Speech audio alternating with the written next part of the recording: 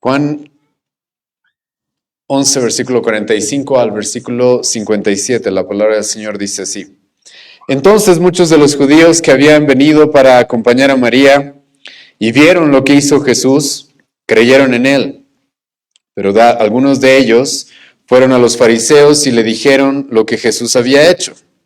Entonces los principales sacerdotes y los fariseos se reunieron en el concilio y dijeron, ¿qué haremos? Porque este hombre hace muchas señales. Si le dejamos así, todos creerán en él, y vendrán los romanos y destruirán nuestro lugar santo y nuestra nación. Entonces Caifás, uno de ellos, sumo sacerdote aquel año, les dijo, vosotros no sabéis nada, ni pensáis que nos conviene que un hombre muera por el pueblo y que no toda la nación perezca. Esto no lo dijo por sí mismo, sino que como era el sumo sacerdote aquel año, profetizó que Jesús había de morir por la nación. Y no solamente por la nación, sino también para congregar en uno a los hijos de Dios que estaban dispersos. Así que desde aquel día acordaron matarle. Por tanto, Jesús ya no andaba abiertamente entre los judíos, sino que se alejó de allí a la región contigua al desierto, a una ciudad llamada Efraín, y se quedó allí con sus discípulos. Y estaba cerca la Pascua de los judíos, y muchos subieron de aquella región a Jerusalén, antes de la Pascua para purificarse. Y buscaban a Jesús, y estando ellos en el templo se preguntaban unos a otros, ¿qué os parece?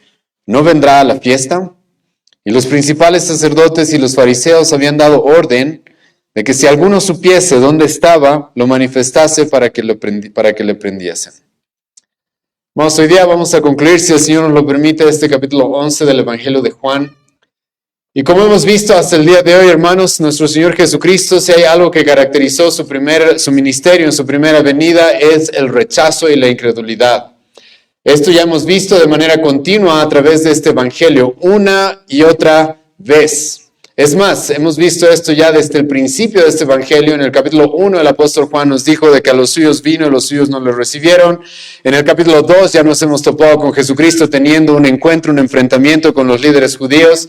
Y así a lo largo del Evangelio hemos visto, hermanos, de que no importaba cuántos milagros haga Jesucristo, cuántas señales haga, cuánta enseñanza él dé, de manera que ningún otro hombre había hablado como él, muchos reconocieron eso. A pesar de eso, la mayor cantidad del pueblo y especialmente los líderes judíos lo iban a rechazar. En el capítulo 5, Jesucristo hizo un gran milagro dándole la posibilidad de caminar a un hombre que había sido paralítico por 38 años. ¿Y qué es lo que sucedió después de eso? Los judíos empezaron a perseguirlo y buscaron la forma de matarlo. Eso es lo que pasó. En el capítulo 6 de este mismo evangelio, Jesucristo le dio de comer a miles de personas, de manera sobrenatural. ¿Qué sucedió después de eso? Todas esas personas, o por lo menos la mayoría, lo abandonaron diciendo de que su palabra era muy dura y quién podría recibirla. En el capítulo 8 se nos dijo de que había algunos judíos los cuales habían recibido su palabra y habían creído en él.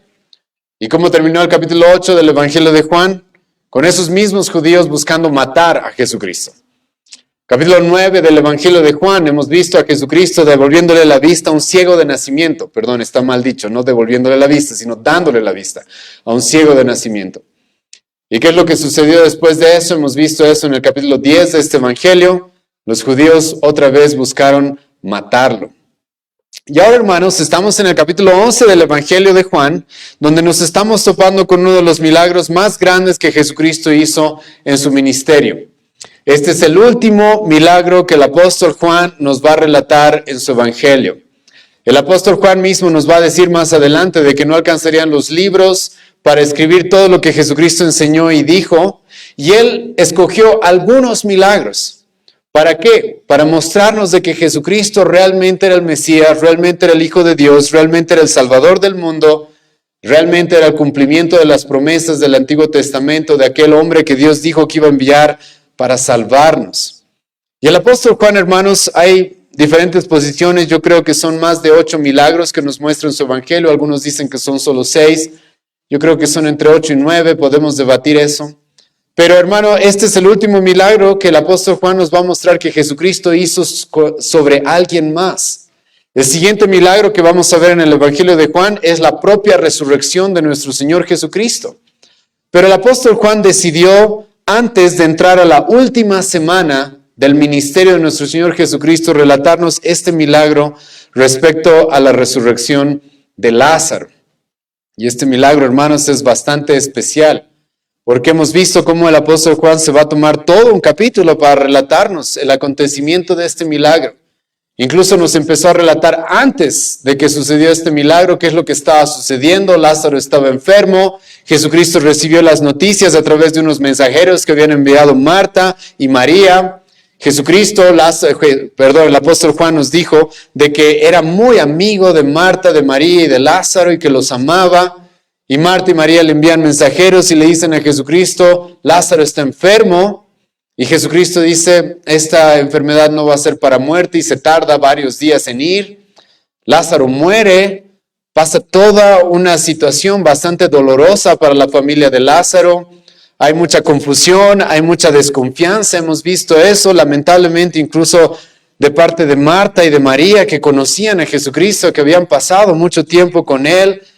Jesucristo lloró, hemos visto eso hace algunas semanas. No lloró específicamente porque Lázaro había estado muerto, porque él sabía que lo iba a resucitar, sino lloró al ver toda la incredulidad, toda la desconfianza, todo el rechazo, incluso todo el odio que había hacia él. En medio de todo ese dolor por la muerte de Lázaro, había judíos que estaban utilizando ese acontecimiento para desprestigiarlo. Y le dijeron a María, a Marta, al parecer, no que Jesucristo lo amaba a Lázaro. ¿Por qué lo dejó morir? ¿Por qué dejó que sufra todo esto? Poniendo en duda el amor que Jesucristo tenía por los suyos. Pero después de todo esto vimos a Jesucristo que en medio del dolor y después de que él lloró, él fue a la tumba de Lázaro después de 4 días de que ya estaba sepultado y con unas cuantas palabras lo resucitó. Y hemos visto esto, hermanos, la semana pasada. Jesucristo resucitó a Lázaro y demostró que Él es Dios. Este es uno de los milagros, hermano, que más nos demuestra esto. Es más, después de este milagro, como vamos a ver el día de hoy, los judíos van a decir, ok, ya no tenemos nada que hacer contra Él. Lo único que podemos hacer es matarlo. No podemos negar sus milagros, no podemos negar sus señales, así que no nos queda otra opción que matarlo. ¿Por qué? Porque esta señal, hermanos, claramente demostraba de que Él era quien dijo ser. Y Jesucristo utilizó este milagro, como hemos visto la semana pasada. Hay ciertas características de este milagro que Jesucristo utilizó para dejar muy claro de que Él realmente es el Hijo de Dios. Es por eso que vimos la semana pasada que Jesucristo, antes de resucitar a Lázaro, elevó sus ojos al cielo y también su voz al cielo y oró. Ahora, esa oración, hermano, no era cualquier oración. Era una oración que Jesucristo mismo dijo, yo estoy diciendo estas palabras para que aquellos que no creen, crean. Entonces Jesucristo se va a dirigir a Dios el Padre antes de hacer este milagro. Y esto es muy importante, hermanos, porque como ya sabemos, en todo este evangelio hemos visto de que los judíos intentaron difamar a Jesucristo de diferentes maneras. Algunos intentaron desprestigiarlo diciendo él solamente es un carpintero de Nazaret, es un Galileo. Algunos se animaron incluso a decir de que Jesucristo era un loco, que Jesucristo era un endemoniado. Pero Jesucristo una y otra vez les dijo, yo soy el Hijo de Dios. Yo soy el Hijo de Dios. Mi Padre me ha enviado. Las palabras de mi Padre son las que yo les enseño. Las obras de mi Padre son las que yo hago. Entonces, para que no quede duda de que Jesucristo realmente había sido enviado por Dios y Él no era un farsante, Él no era un engañador, Él no era un falso maestro, Jesucristo habla con su Padre antes de resucitar a Lázaro. Y después de eso resucita a Lázaro. Entonces, ¿qué duda podría quedar de que Jesucristo realmente era el Mesías? ¿Qué duda podría quedar de que Él realmente era el Salvador del mundo? Y la semana pasada hemos concluido en el versículo 45 con algo bueno, en cierta manera. Pero como hemos visto ya en los anteriores capítulos, creo, hermanos, de que podíamos esperarnos de que no todo iban a ser buenas noticias. En el versículo 45 el apóstol Juan nos dijo esto. Entonces, esto es después de la resurrección de Lázaro y de todo lo que había acontecido, Muchos de los judíos que habían venido para acompañar a María y vieron lo que hizo Jesús, creyeron en él. Gracias a Dios hubo personas, hermanos, que creyeron en Jesucristo después de haber presenciado este milagro. Ahora, el versículo 45, si bien ya lo hemos visto la semana pasada, hay algunos detalles que sí quiero llamar la atención a ustedes, porque se nos hablan de algunos judíos que habían venido para acompañar a María. Como hemos visto las semanas pasadas, hermanos, en medio de todo este funeral y de todo este dolor, si bien había muchas personas que habían ido con Marta y María, era acostumbrado, hemos hablado de eso en las sesiones pasadas, hemos identificado, hermanos, de que las multitudes o las personas que estaban acompañando a Marta y María en su dolor después de haber perdido a su hermano, estaban divididas en diferentes personas. Probablemente había personas que, como vemos acá, realmente habían ido por María y por Marta para acompañarlas en su dolor y consolarlas. Habían otros que, como hemos visto, al parecer simplemente eran curiosos. Incluso había algunos que, como vamos a ver más adelante, al parecer eran espías enviados por los líderes judíos para desacreditar y para buscar algo en contra de nuestro Señor Jesucristo. Eso era algo que los judíos estaban ya acostumbrados a hacer con Jesucristo. Perseguirlo para buscarle algo, ¿sí? Para buscar algo de qué acusarlo.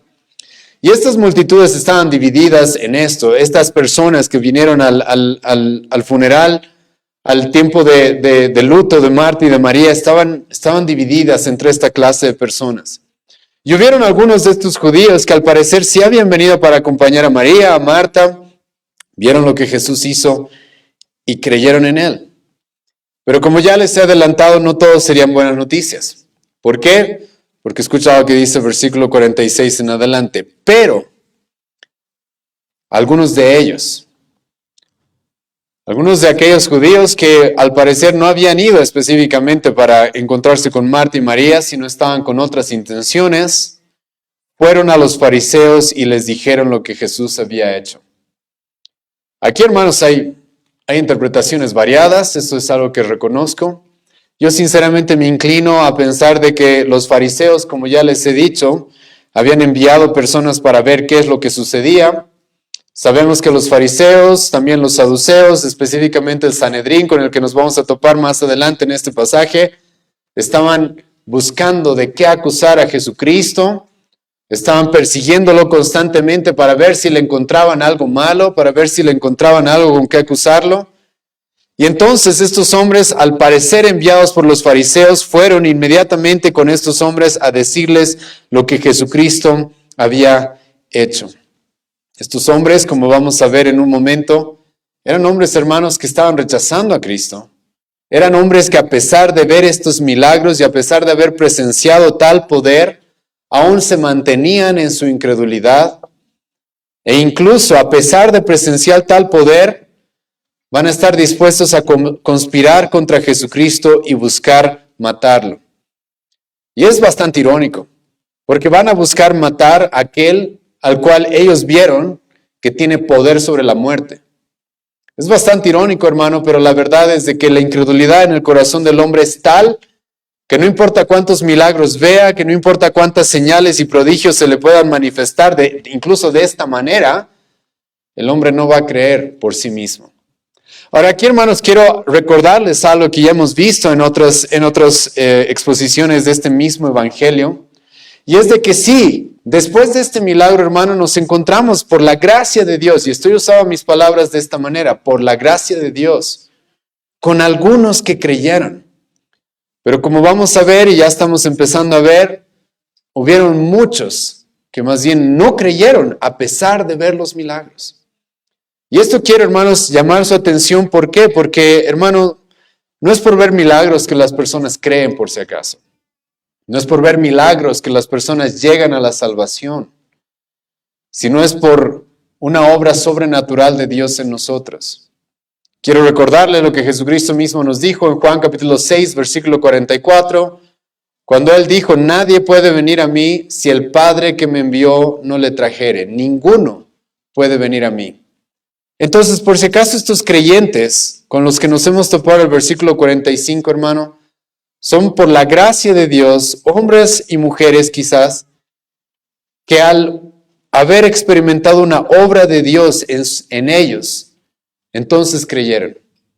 Pero a menos de que eso suceda, no importa cuántos milagros vean las personas, hermano, van a rechazar a Cristo. No importa cuántos milagros vean las multitudes, van a odiar a Cristo y se van a mantener en su incredulidad. Y escucha lo que continúa diciendo nuestro pasaje, versículo 45, 47 en adelante. Entonces los principales sacerdotes y los fariseos reunieron el concilio. Entonces tenemos, hermano, a los líderes judíos que probablemente enviaron estas personas para que les informen lo que iba a pasar con Marta, con María, con Jesucristo, porque ellos conocían que Jesucristo era muy cercano a ellos. Y mandaron personas para que les informen. Estas personas vuelven y les dan el informe y les dicen: Jesucristo ha resucitado a un muerto que ya estaba pudriéndose en la tumba, el cual ya hedía, como hemos visto en el pasaje anterior. Jesucristo dijo unas cuantas palabras y este hombre resucitó. Jesucristo habló con Dios antes de resucitarlo. Entonces, ¿qué dudas tenemos de que Él es el Mesías? Pero escucha qué es lo que va a pasar. Lo que tú esperarías, hermano, y esto es muy importante, lo que tú esperarías es de que estos hombres, al recibir tal información, al recibir esta historia, este testimonio de personas que vieron, que presenciaron esto, entonces dijeran: wow, Él es el Mesías, Él es el Hijo de Dios, Él es el Cristo. Ya no tenemos excusa para no creer en Él. Pero no va a pasar eso. Escucha el versículo 47. Entonces los principales sacerdotes y los fariseos reunieron el concilio y dijeron: ¿qué haremos? Y ese ¿qué haremos, hermano? No tiene en cuenta, por si acaso, tal vez deberíamos creer en Él. No. ¿Qué haremos? Es ¿qué vamos a hacer para destruir a Jesucristo? ¿Qué haremos? Es ¿qué vamos a hacer para librarnos de Él? Incluso sabiendo de que Él hacía todas esas señales. En el versículo 47 tú te encuentras con que estos hombres, hermanos, reconocen de que Jesucristo estaba haciendo milagros suficientes para demostrar de que Él era el Mesías. Escucha lo que dice una vez más, versículo 47. Entonces los principales sacerdotes y los fariseos reunieron el concilio y dijeron: ¿qué haremos? Porque este hombre hace muchas señales. Escucha, están reconociendo de que Cristo hace milagros. Están reconociendo de que Jesucristo está haciendo prodigios. En el capítulo 9 nos hemos topado con estos hombres que intentaron desacreditar un milagro que Cristo hizo. Intentaron decir de que el milagro que Jesucristo había hecho con el ciego de nacimiento tal vez no era verdad. Tal vez ese hombre no era realmente ciego. No sé si se acuerdan de eso. Por eso estos judíos llamaron a los padres del ciego para preguntarles si realmente era ciego. Porque ellos habían intentado, cuando Jesucristo hacía milagros, intentaban de alguna manera decir: no, tal vez no era un milagro, ¿sí? Tal vez aquí es todo un engaño, toda una mentira. Pero Lázaro estuvo muerto 4 días. Ahora, ¿qué van a decir? Y ellos mismos afirman: este hombre está haciendo demasiadas señales. No podemos negar las señales que está haciendo. Y ahora, en este versículo, hermano, nos encontramos con varias personas. El apóstol Juan nos relata a los sacerdotes y los fariseos. Esto es importante, ¿sí? Este es un detalle bastante llamativo cuando conoces la cultura del primer siglo o lo que estaba sucediendo en la religión del primer siglo. Porque no sé si sabías, pero los sacerdotes y los fariseos eran enemigos. No se querían entre ellos, no eran amigos, hermano. Pero para ir en contra de Cristo, ahí sí se van a volver amigos. Para ir en contra de Cristo, ahí sí van a estar dispuestos a aliarse. Y hermano, que no te asombre que eso suceda en el mundo. En el mundo, hermano, los enemigos están dispuestos a aliarse con tal de ir en contra de Cristo. Esa es la realidad en el mundo. En nuestra época vemos cosas muy parecidas a las que estamos viendo acá. Hermano, tú ves feministas aliadas con los musulmanes, que creo que los musulmanes no tratan muy bien a las mujeres, ¿no? creo que no las tratan muy bien, pero están dispuestos a hacer marchas juntas en contra de ¿quién? En contra del cristianismo, en contra de la Biblia. Son enemigos, es la verdad. Pero cuando se trata de ir en contra de Cristo, estamos dispuestos a aliarnos. En el Nuevo Testamento nos vamos a encontrar de que más adelante, cuando Jesucristo sea apresado, sea detenido, Pilato y Herodes, que no eran amigos tampoco, que eran enemigos, literalmente la Biblia va a decir y se hicieron amigos. Literalmente la Biblia va a decir esto. Y aquí, hermanos, tenemos estos sacerdotes y estos fariseos. Y ahora hay algunos detalles, hermano, que escucha, porque es muy raro que estos hombres se hagan amigos. ¿Cuál era una de las disputas más grandes que tenían los sacerdotes y los fariseos? ¿Cuál era uno de los temas de los que más discutían? Una de las cosas de las que más discutían entre los fariseos y los saduceos, por lo cual no eran amigos, era la resurrección. Los saduceos no creían en la resurrección. Los fariseos sí creían en la resurrección. Y entonces entre ellos tenían una pelea muy fuerte porque unos decían que no creían en la resurrección y otros que sí. Y este es un detalle muy llamativo. ¿Por qué? Porque los fariseos se acaban de enterar de que Jesucristo resucitó a alguien. Entonces tú te esperarías de que digan los fariseos, vieron, saduceos, existe la resurrección. La resurrección es posible. Entonces nos vamos a poner del lado de Cristo. Pero no. Ni siquiera, aunque tenían las posibilidades de mostrarles a sus enemigos de que la resurrección era cierta y que era posible, no van a estar dispuestos. ¿Por qué? Porque Cristo, tanto a sacerdotes como a fariseos, los había confrontado con su maldad, los había confrontado con su pecado, los había confrontado con su falsa religión. Y aunque eran enemigos, van a estar dispuestos a reunirse, van a estar dispuestos a aliarse para matar a nuestro Señor Jesucristo, como vamos a ver más adelante. Ahora, esto, hermanos, por si acaso no es nada nuevo. Jesucristo ya nos dijo que esto iba a pasar. Vayan conmigo a Lucas capítulo 16. Hemos hablado de este pasaje en algunas sesiones pasadas. Pero en Lucas capítulo 16, hermano, nos encontramos con una historia muy relacionada a lo que estamos viendo en Juan. Muy relacionada. Jesucristo, hermano, nos presenta a un rico y a un hombre que se llamaba Lázaro. Ahora, yo ya les dije, por si acaso, hermanos, de que este Lázaro de Lucas 16 no es el mismo Lázaro que Juan 11, ¿sí? No es el mismo. ¿Por qué? Porque en Lucas, en esta parábola del rico y Lázaro, a partir del versículo 19 del capítulo 16, este Lázaro es un hombre pobre y es un hombre que está pasando una enfermedad bastante grave. Lázaro, el hermano de Marta y María, no era un hombre pobre y al parecer no tenía específicamente la misma enfermedad que este hombre.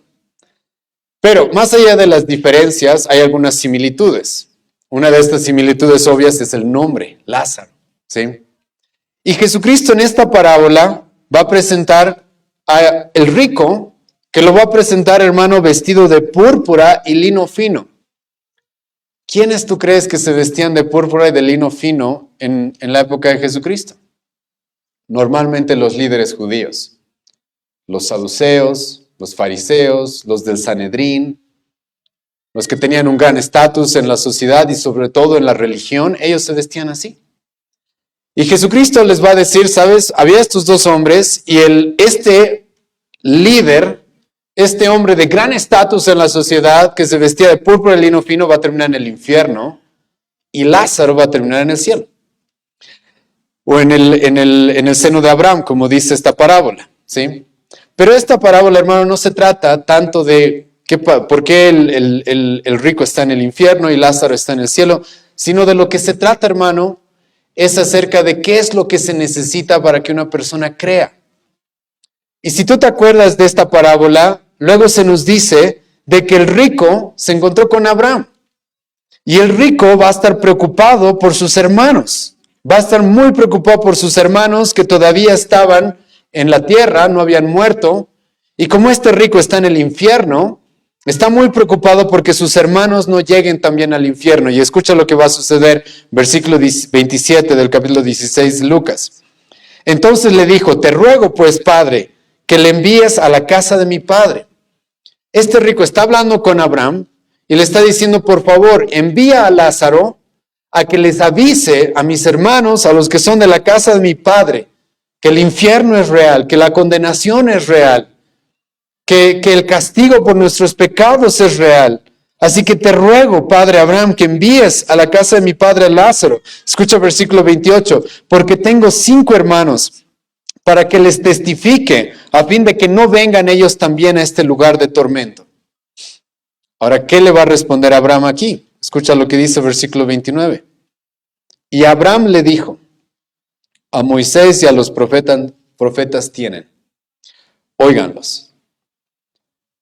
Ese es el punto central de esta parábola. Este rico le dice a Abraham, envía a Lázaro para que les testifique a mis padres, a mis hermanos, para que no lleguen al infierno. ¿Y qué le va a responder Abraham? Escucha lo que le va a responder, esto es muy importante. Tienen la escritura, eso le va a responder. Tienen la escritura. ¿Quieren salvarse del infierno? ¿Quieren salvarse de la condenación? Dios nos ha dado su palabra. Ahí está el camino a la salvación. Es por eso, hermanos, que Jesucristo va a decir, toda la escritura habla de quién. ¿Te acuerdas? Juan 5, hemos visto esto hace bastantes meses. Jesucristo va a decir, toda la escritura testifica de mí. Entonces aquí se le dice a este rico, ¿quieres que tus hermanos no lleguen al infierno? Ok, ahí está la escritura. La escritura es la que va a hacer que no lleguen. La escritura es la que les va a mostrar el camino a la salvación. La escritura es la que les va a mostrar a Cristo.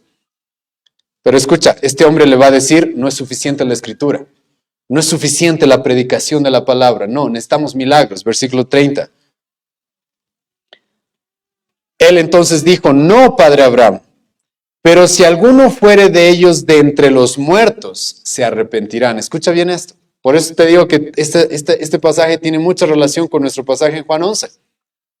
Porque este rico le dice a Abraham, ¿sabes? Si Lázaro resucita de entre los muertos y mis hermanos ven esa resurrección, ven que un hombre ha resucitado de entre los muertos, entonces se van a arrepentir y entonces van a creer.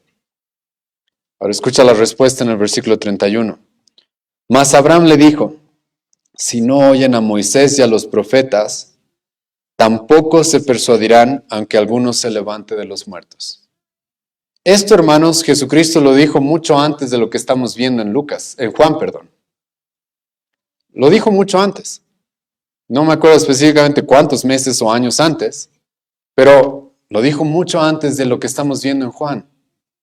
Y Jesucristo ya le dijo a estos judíos, incluso aunque ustedes vean a un hombre resucitar de entre los muertos, si no escuchan la palabra, si no escuchan la predicación, no van a creer. Y es exactamente lo que está pasando en nuestro pasaje. Estos fariseos, estos saduceos, los sacerdotes y los fariseos, los sacerdotes normalmente eran saduceos, les llegó la información de lo que había sucedido con Lázaro, de testigos oculares que presenciaron todo ese acontecimiento. Ellos mismos dicen acá, ¿qué vamos a hacer? Porque él hace muchas señales, no pueden negar sus señales, no pueden negar sus milagros. ¿Y qué van a hacer, hermanos? ¿Van a creer en él? No van a creer en él. Ahora van a conspirar para matarlo. Escucha versículo 48 y 49. Si le dejamos así, todos creerán en él, y vendrán los romanos y destruirán nuestro lugar santo y nuestra nación. Aquí es donde empieza, hermanos, lo que ya les he mencionado, la conspiración contra Cristo. En lugar de creer en él, lo van a rechazar. En lugar de creer en él, se van a mantener en su incredulidad. Y ahora van a empezar a conspirar contra él. Y ahora Juan nos dice, hermanos, algunos de los motivos por los cuales estos hombres van a buscar matar a Cristo. Escucha lo que dice, si le dejamos así, todos creerán en él. Este es un punto muy importante. Los judíos saben, hermano, de que las multitudes, al ver y al presenciar tantos milagros, tales milagros, no estoy diciendo, hermano, de que las multitudes iban a creer en él, pero muchos iban a estar dispuestos a decir Jesucristo es rey. Ya hemos visto esto en el capítulo 6 de Juan. Jesucristo le dio de comer a los miles, y esos miles, ¿te acuerdas lo que quisieron hacer? Lo quisieron hacer rey. Y los judíos saben, este hombre está haciendo tantas señales, está haciendo tales milagros, que va a ser inevitable que las multitudes vayan a él. Va a ser inevitable que las multitudes se acerquen a él. Y ahora esto, ellos también saben que es peligroso.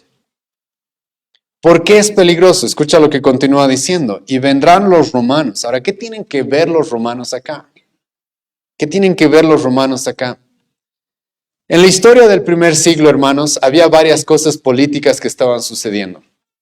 Habían varias cosas que tenían que ver con la política del momento, los gobernantes del momento que estaban sucediendo, que son importantes para interpretar este pasaje.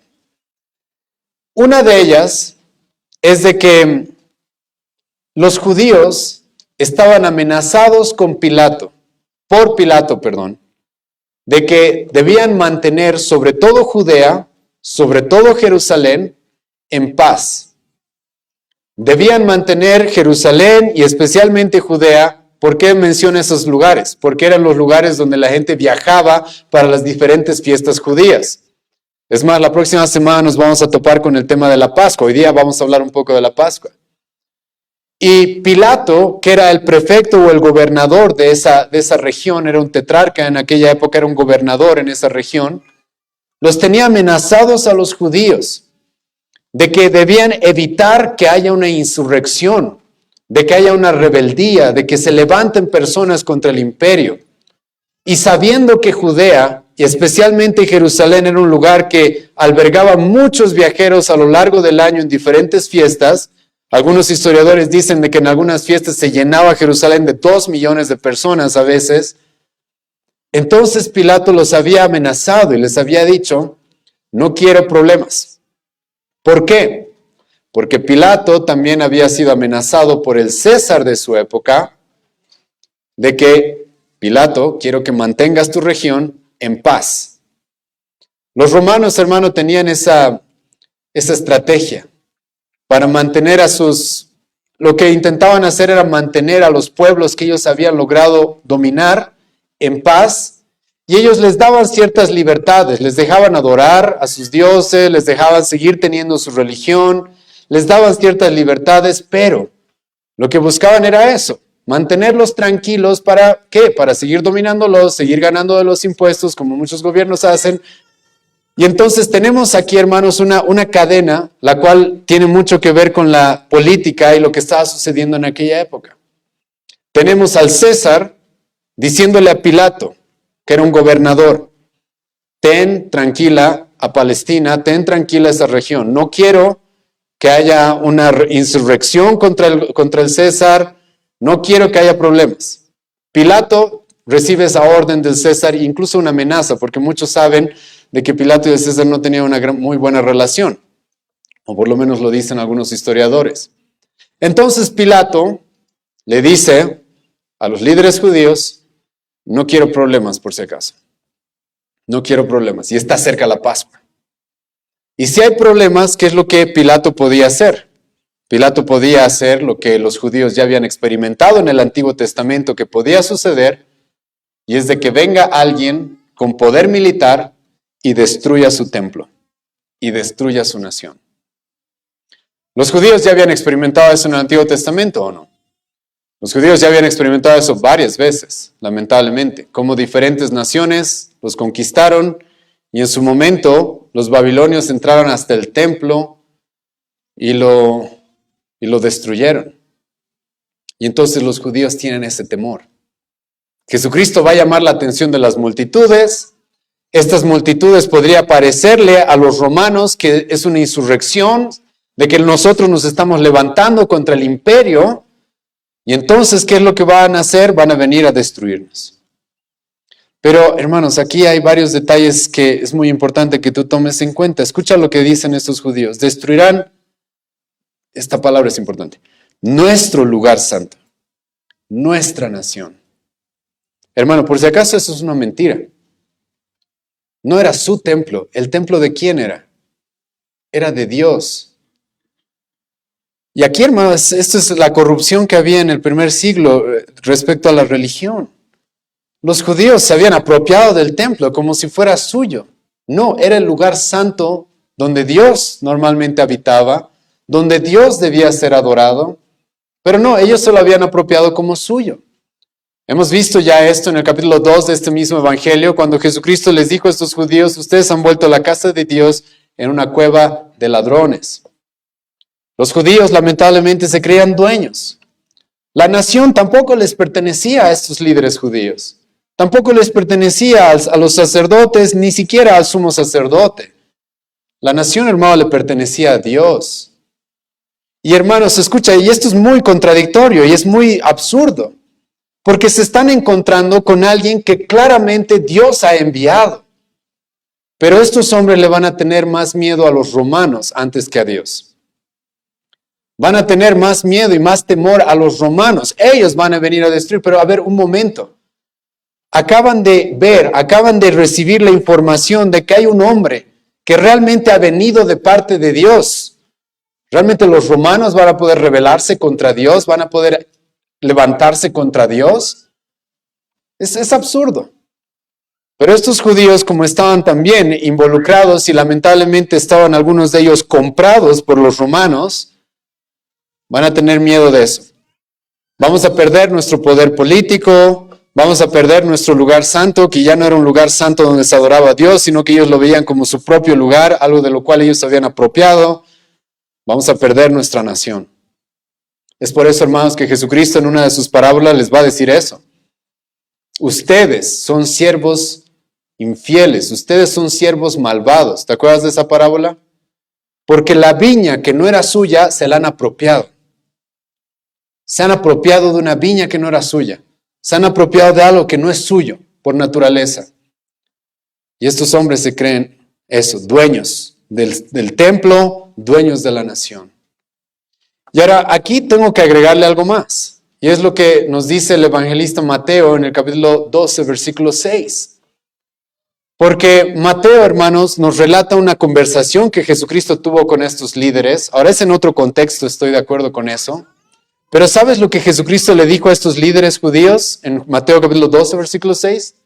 Jesucristo les dijo: he aquí alguien más grande que el templo. He aquí alguien más grande que el templo. Jesucristo les dijo a estos judíos: aquí está alguien mucho más grande, mucho más valioso que el templo. Ahora, ¿tú crees que ellos escucharon eso? Sí lo escucharon, pero no lo creyeron.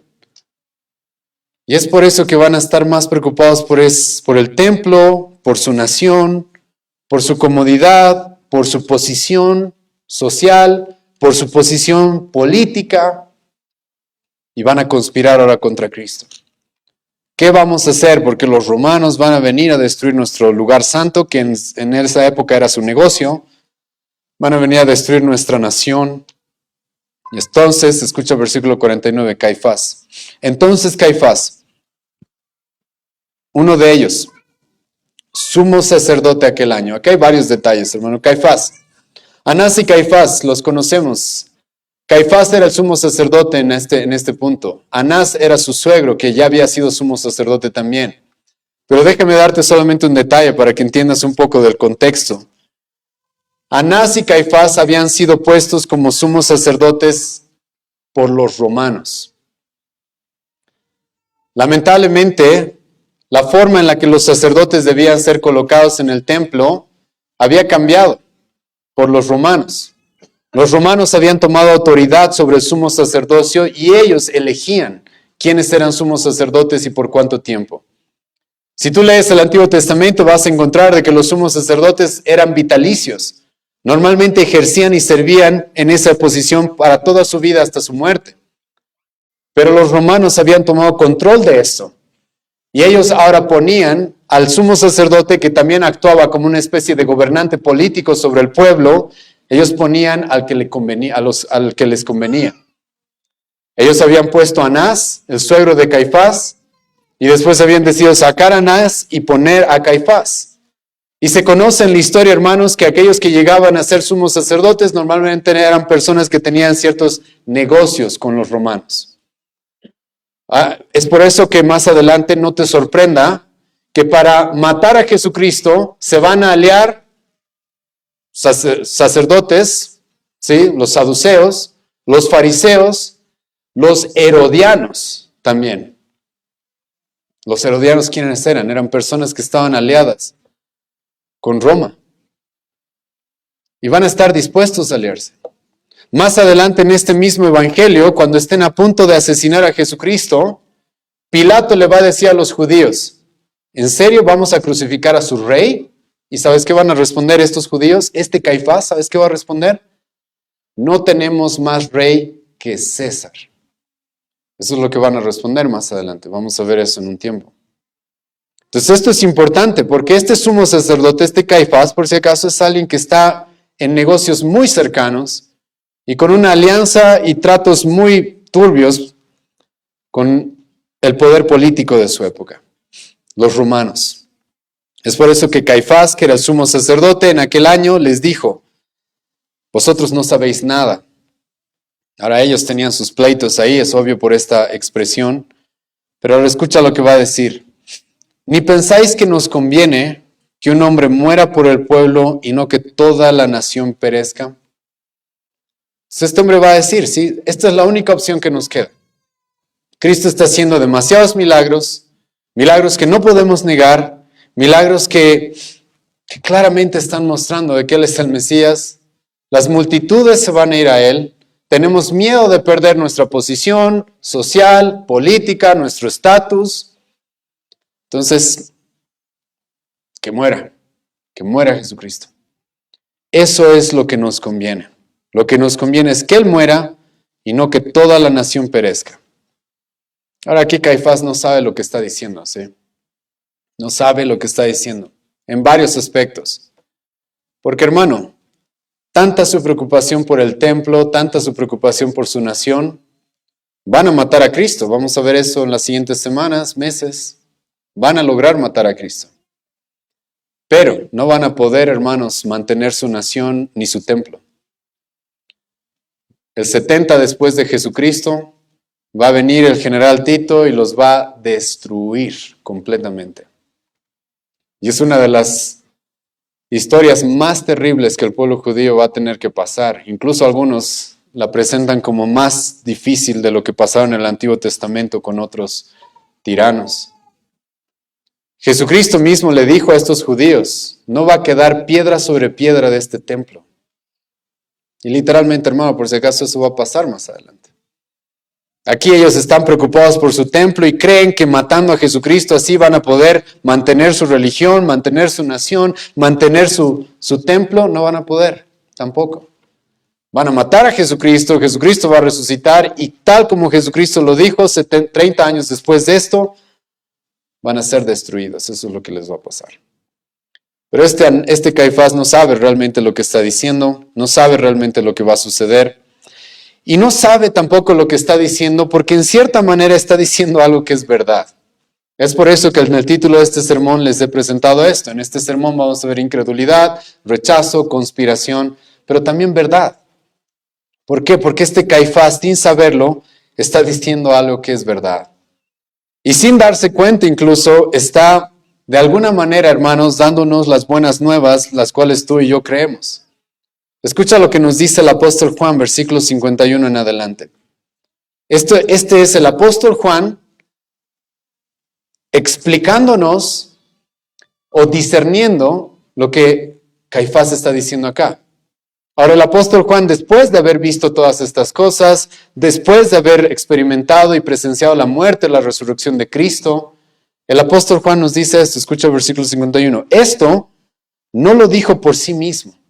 Escucha, Caifás dijo palabras que realmente eran malas, ¿sí? Malvadas. Matemos a Cristo para mantener nuestra posición, nuestra nación, nuestro estatus. No nos queda otra. Entonces conspiremos de una vez para matarlo. Ya estaban buscando matarlo desde el capítulo 5, pero ahora sí hay que matarlo. Y Caifás, hermanos, sus palabras son sumamente malvadas, están llenas de corrupción y de maldad. Pero hermano, en la gracia de Dios, aunque es un falso maestro, Caifás está diciendo algo que era cierto. Caifás dijo, es mejor que muera un hombre a que muera toda la nación. Ahora Caifás obviamente está pensando en lo que hemos hablado. El templo, su nación temporal, sus tratos con los romanos, con el César, con Pilato, está pensando en eso. Pero sin darse cuenta está diciendo algo que sí era verdad. Escucha el versículo 51. Esto no lo dijo por sí mismo, sino que como era sumo sacerdote aquel año, profetizó que Jesús había de morir por la nación. Aquí el apóstol Juan, hermano, analizando, evaluando lo que había sucedido después de haber visto todo esto, nos dice, este hombre Caifás, con toda su corrupción, con toda su maldad, con toda esta conspiración malvada contra nuestro Señor Jesucristo, dijo algo que era cierto, pero profetizó. La palabra profetizar significa, está diciendo algo que Dios nos había revelado, que Dios quería, que estaba de acuerdo a la revelación de Dios. ¿Qué profetizó? Que Jesús había de morir por la nación. Ahora, aquí quiero solamente decirles un detalle, hermanos, que les ruego que tomen en cuenta. Hermano, el que una persona pueda decir una verdad no significa que su condición cambia respecto a que es un falso maestro como Caifás, a que es un hombre perverso como Caifás, porque eso es lo que es Caifás. Los apóstoles más adelante le van a decir eso en el libro de Hechos. Por manos de inicuos fue muerto nuestro Señor Jesucristo. Entonces Caifás es perverso, Caifás es un falso maestro, Caifás es un líder pervertido y corrupto. Pero está diciendo una verdad por si acaso. ¿Por qué les llamo la atención a eso, hermanos? Porque el que una persona diga algo que es verdad, no significa que esa persona sea buena. Jesucristo nos dijo, Juan capítulo 7, no juzguen las apariencias, sino juzgad con justo juicio. Y les ruego tener cuidado con eso. A veces escucho personas que me hablan de los falsos maestros de nuestra ciudad como los Salcedo, pero ha habido una prédica en la que he escuchado algo bueno, ¿sí? Sí, hermano, hasta los falsos maestros, hasta los asesinos de Cristo dijeron algo correcto en su momento. Dijeron algo que era verdad. Eso, hermanos, pasa por si acaso. En el Antiguo Testamento hay un falso maestro muy conocido que se llama Balaam, que se lo va a relatar incluso en el Nuevo Testamento también, en el libro de Judas. Y Balaam, hermano, era un falso profeta. Así es como es reconocido, es un falso profeta, pero aún así profetizó cosas ciertas. Profetizó cosas ciertas. Entonces ten cuidado, hermano, con simplemente escuchar de alguien que dice algo que es verdad y asumir que la persona ya está bien, la persona es buena. Porque en este contexto, este Caifás que está diciendo una verdad, que está diciendo algo correcto, que está diciendo algo que está conforme a la revelación, a la palabra de Dios, sigue siendo, hermano, uno de los perpetradores de la muerte de nuestro Señor Jesucristo. Sigue siendo ese hombre corrupto, el cual va a conspirar con los fariseos, con los romanos, con Pilato, para que maten a nuestro Señor Jesucristo. Entonces escucha, porque una persona diga algo cierto, no significa que esa persona haya dejado de ser un engañador o un hombre malvado. Pero dicho eso, hermanos, escucha lo que Juan nos dice. Este hombre profetizó que Jesús había de morir por la nación. Con toda esta corrupción y con toda esta maldad en el corazón de Caifás, Dios, como un Dios soberano, hermanos, iba a utilizar esta maldad, iba a utilizar este pecado para cumplir sus propósitos eternos. Y es de que Dios había mandado a su Hijo a morir por la nación, eso es verdad. Dios había mandado a su Hijo Jesucristo a morir por los judíos. Y no solamente por los judíos, versículo 52. Y no solamente por la nación, sino también para congregar en uno a los hijos de Dios que estaban dispersos. Hermanos, sin darse cuenta, este Caifás está hablando del Evangelio. Y esta es la verdad. Ahora, Caifás está pensando en los romanos, yo sé, hermano. Pero sin darse cuenta está diciendo cosas que son ciertas para nosotros. Sí, hermano, Jesucristo vino a morir para sacrificarse como un sustituto para que tú y yo no muramos. tanto judíos como griegos. Por eso el apóstol Juan aquí menciona no solamente a los de la nación judía, sino también para congregar a los hijos de Dios que estaban dispersos. Sí, hermano, esto sí es verdad. Cristo vino a sacrificarse para que tú y yo no tengamos que morir, para que tú y yo no tengamos que ser condenados. Y Caifás, sin saberlo, está diciendo esa verdad tan profunda y tan valiosa y tan preciosa para ti y para mí. Alguien vino a morir en nuestro lugar. Y no, hermano, específicamente para que el pueblo judío y el templo no sean destruidos, sino para que nuestras almas no sean destruidas en el infierno. Es para eso que Jesucristo vino, a dar su vida por muchos, para que tú y yo no seamos condenados. Aquel que no conoció pecados hizo pecado por nosotros, para que nosotros podamos ser justicia de Dios en él. Aquel que no conoció pecados hizo maldito por nosotros, para que tú y yo no tengamos que ser maldecidos, malditos. Y esta sí era verdad. Caifás no lo sabe, Caifás no lo entiende, pero esa sí era la realidad de lo que Jesucristo iba a hacer. Iba a morir por aquellos judíos los cuales Dios había elegido para salvación, y no solamente para los judíos, sino también para congregar en uno a los hijos de Dios que estaban dispersos. Jesucristo, hermanos, vino, como el apóstol Juan nos dijo desde el principio de este evangelio, vino a este mundo. Dios entregó a su Hijo a este mundo para salvar a pecadores que lo único que merecen es su maldición, es su castigo. Ahora, acá hay varias cosas, hermanos, que ver, y les voy a pedir que vayan conmigo hemos leído Hechos capítulo 2 al principio, pero quiero leer ahora Hechos capítulo 4. Escucha lo que va a decir el apóstol Pedro en Hechos capítulo 4. Porque, hermano, tú ves toda esa corrupción en el primer siglo, y esto espero que te traiga confianza, ¿sí? Y bastante seguridad en el Señor. Porque lo que estamos viendo en Juan capítulo 11, hermano, es muy terrible. Jesucristo hizo tantos milagros. Jesucristo se pasó 3 años enseñando y predicando.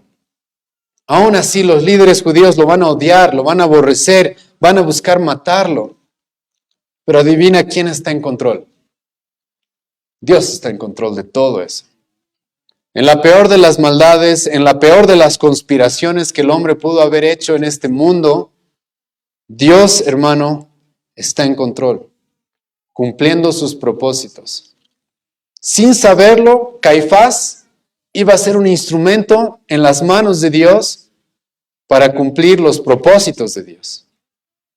Caifás, un enemigo de Dios, enemigo de Cristo, iba a ser usado para cumplir los propósitos de Dios. Pilato, igual. Herodes, igual. Los saduceos, los soldados romanos, todos ellos. A pesar de que perpetraron la peor maldad que pudo haber pasado en la historia de la humanidad, la crucifixión de Cristo, ellos con un corazón malvado lo planificaron. Dios, hermano, estaba cumpliendo sus propósitos. Escucha lo que dice Hechos capítulo 4, versículo 27 y 28. Porque verdaderamente se unieron en esta ciudad contra tu santo Hijo Jesús. Aquí Pedro, hermano, está recordando lo que estamos viendo en Juan 11. Se reunieron para conspirar contra Jesucristo. ¿Te acuerdas lo que hemos visto en el pasaje de Juan 11? El concilio se reunió para ver qué vamos a hacer. Y se reunieron para conspirar contra Cristo, a quien ungiste. Herodes, aquí Pedro se está adelantando a lo que vamos a ver en los demás capítulos del Evangelio de Juan. Herodes y Poncio Pilato, con los gentiles y el pueblo de Israel.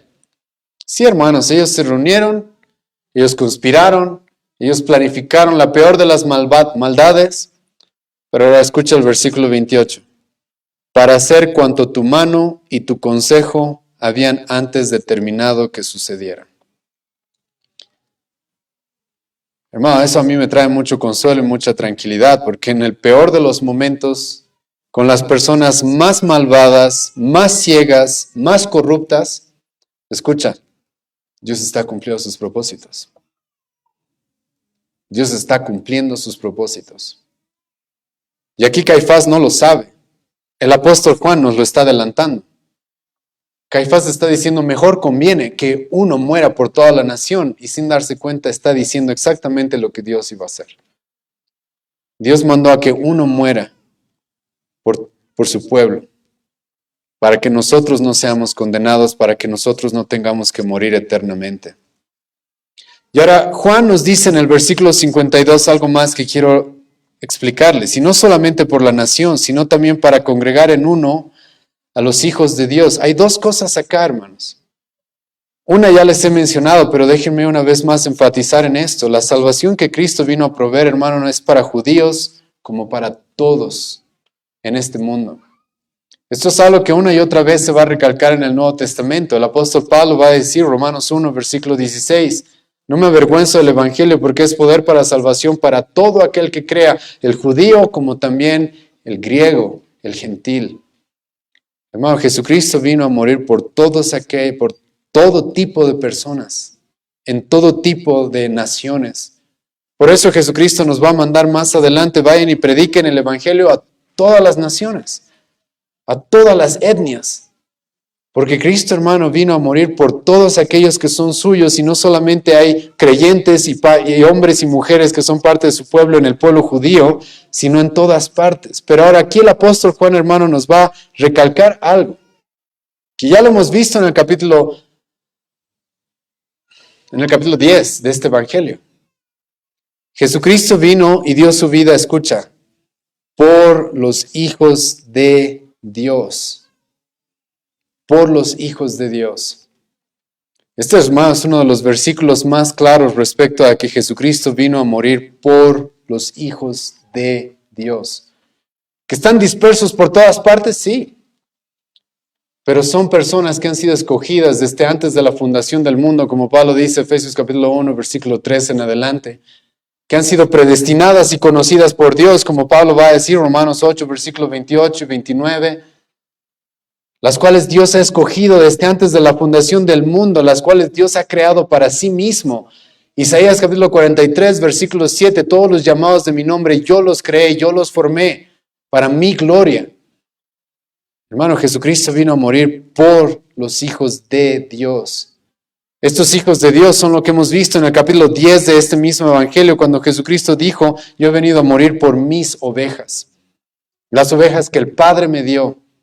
Aquellas ovejas que el Padre me entregó, aquellas ovejas que el Padre, que yo conozco de antemano y que las conozco por nombre y que llamo una por una.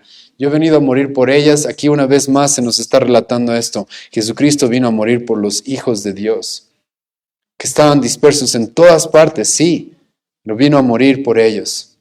Y este, hermanos, es nuestro evangelio. Esto es lo que nosotros creemos. Y en la gracia de Dios, en medio de este dolor, en medio de estas circunstancias, en medio de esta incredulidad, esta corrupción, por la gracia de Dios, hermano, Dios está cumpliendo sus propósitos para que tú y yo podamos ser salvos.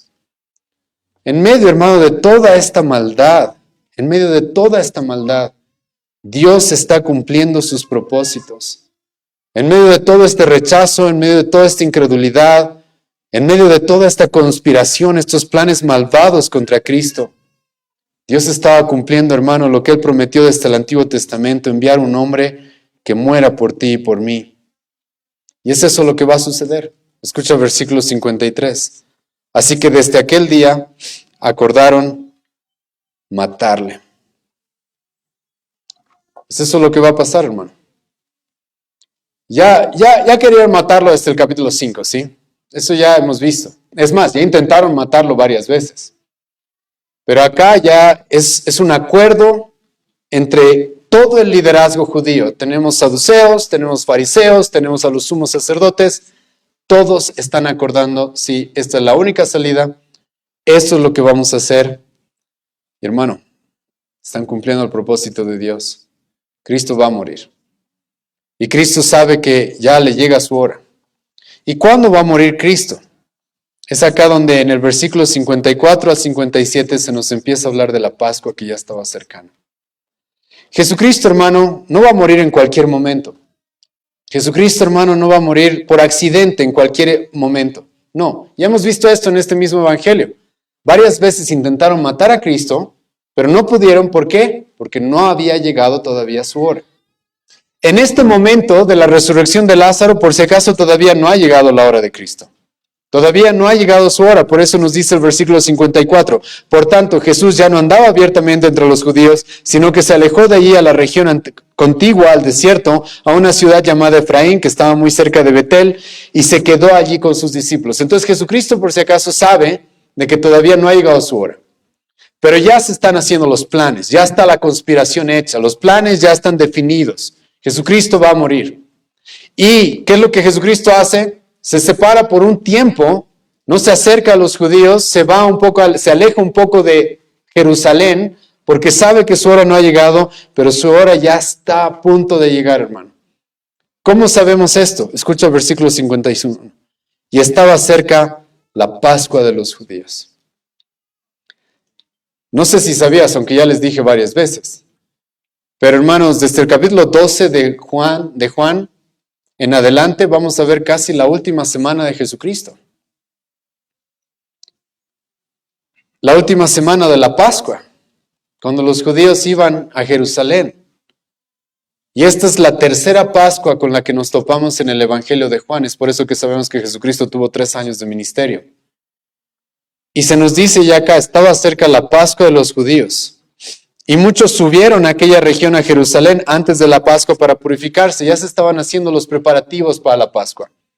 Las personas se estaban purificando para poder celebrar la Pascua. Había un montón de personas preparándose para viajar a Jerusalén. Multitudes iban a viajar a Jerusalén para festejar la Pascua. Ahora, hermano, esto es importante. ¿Por qué la Pascua? ¿Por qué ya se nos empieza a presentar la Pascua acá? En el Antiguo Testamento, hermanos, una de las historias y uno de los relatos más claros respecto a lo que Cristo iba a hacer por nosotros es la Pascua. Y a Jesucristo por eso en el Nuevo Testamento se le va a llamar nuestra Pascua. 1 Corintios capítulo 5, el apóstol Pablo va a decir, Cristo es nuestra Pascua. ¿Qué era la Pascua? El pueblo judío, hermano, está esclavizado por los egipcios y amenazado con la muerte. Y va a ser salvo, ¿por qué? Por lo que se conoce como el Cordero Pascual. Dios les iba a dar un cordero sin mancha, sin contaminación, que muera y que por su sangre ellos puedan ser librados de la esclavitud y de la muerte. Hermano, eso pasó miles de años antes de lo que estamos leyendo acá. ¿O no? Y Dios por algún motivo le dijo al pueblo judío, esta fiesta va a ser la más importante. Esta fiesta la van a recordar todos los años. Esta fiesta van a viajar todos los hombres y las familias incluso a Jerusalén a festejar esta fiesta sí o sí. ¿Y en qué fiesta va a morir Cristo, hermano? En la Pascua. Específicamente el día viernes, cuando se sacrificaba el cordero. Vamos a ver eso más adelante, aunque nos va a tomar un poco de tiempo. Pero es importante que ya se nos empiece a introducir, hermano, esta fiesta. Porque, hermano, Jesucristo, como lo había dicho Caifás, él iba a morir por la nación. Como lo dijo el apóstol Juan, él iba a morir por los hijos de Dios. Y él iba a morir, hermano, como ese cordero pascual que iba a entregar su sangre. Él iba a morir como aquel inocente, sin mancha, sin pecado. Estos hombres, hermano, acá, como ya hemos visto, no tienen de qué acusarlo. Es más, ellos saben, Jesucristo ha hecho suficientes señales, milagros para que lo recibamos como el Mesías. Las multitudes van a querer irse con él. No tiene ninguna acusación. Y sí, ¿por qué? Porque él es el Cordero Pascual, el Cordero que no tiene mancha, que no tiene contaminación, que va a tener que ser apresado, encarcelado y asesinado con mentiras, con difamaciones. Y va a entregar su sangre, siendo él perfecto, santo, para salvarnos. Y ya se nos empieza a introducir, hermanos, a esta fiesta en este pasaje, versículo 55, y estaba cerca la Pascua de los judíos, y muchos subieron de aquella región a Jerusalén antes de la Pascua para purificarse, y buscaban a Jesús. Y estando en el templo se preguntaban unos a otros, ¿qué os parece? ¿No vendrá la fiesta? Los judíos saben, hermanos, este va a ser el momento perfecto para apresarlo. La Pascua. Jesucristo va a venir a Jerusalén, tiene que venir. Si él cumple la ley de Dios, si él cumple lo que la palabra de Dios dice, tiene que ir a Jerusalén y Jesucristo va a ir a Jerusalén. Y el versículo 57 concluye diciéndonos lo siguiente: y los principales sacerdotes y los fariseos. Escucha, los principales sacerdotes y los fariseos que ya conspiraron, que ya planificaron su muerte. Ellos saben, está llegando la Pascua, vamos a estar en la Pascua, y dieron la orden, escucha, de que si alguno supiese dónde estaba, lo manifestase para que le prendiesen. Dieron esa orden, la cual va a ser cumplida, como vamos a ver más adelante, por Judas. Pero ya, hermanos, la muerte de nuestro Señor Jesucristo está muy cercana. Y como les he mencionado, por la gracia de Dios, en medio de toda esta corrupción, hermano, Dios está cumpliendo las buenas nuevas que Él nos ha prometido y que vamos a ir viendo poco a poco hasta llegar a la cruz. Jesucristo va a dar su vida por nosotros como un sustituto. Y debo confrontarlos con esto, hermanos. Aquí en este pasaje encontramos motivos por los cuales la gente rechaza a Cristo. Motivos sociales, motivos de estatus, de comodidad. Aquí los judíos lo están rechazando por eso. No tienen argumentos para decir Él no es el Mesías. Y yo les puedo asegurar que cualquier persona que lea los evangelios, y si has estado en algunas exposiciones del Evangelio de Juan, escucha, ya no tienes excusa para no creer en Cristo. ¿Qué excusa tienes para no poner tu fe en Cristo?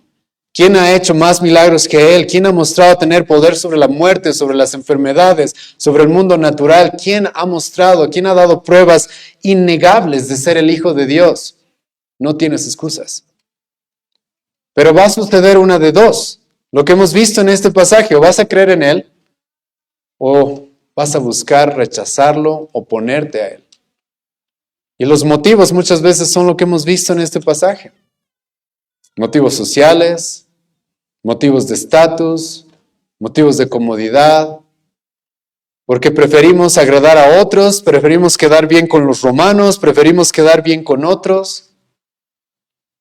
Escucha, solamente hay uno que ha dado su vida por la nación, solamente hay uno que ha dado su vida por nosotros, nadie más. Si lo rechazas, como más adelante va a suceder, y lamentablemente estos judíos, específicamente Caifás, Anás y estos líderes van a decir que su sangre caiga sobre nosotros. Eso es lo que va a pasarte a ti. Vas a recibir la condenación que mereces.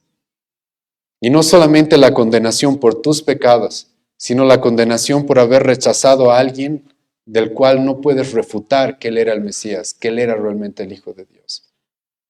Y el apóstol Juan, hermanos, llega hasta este punto y como les dije, ya no nos va a mostrar más milagros. ¿Por qué? Porque el apóstol Juan sabe.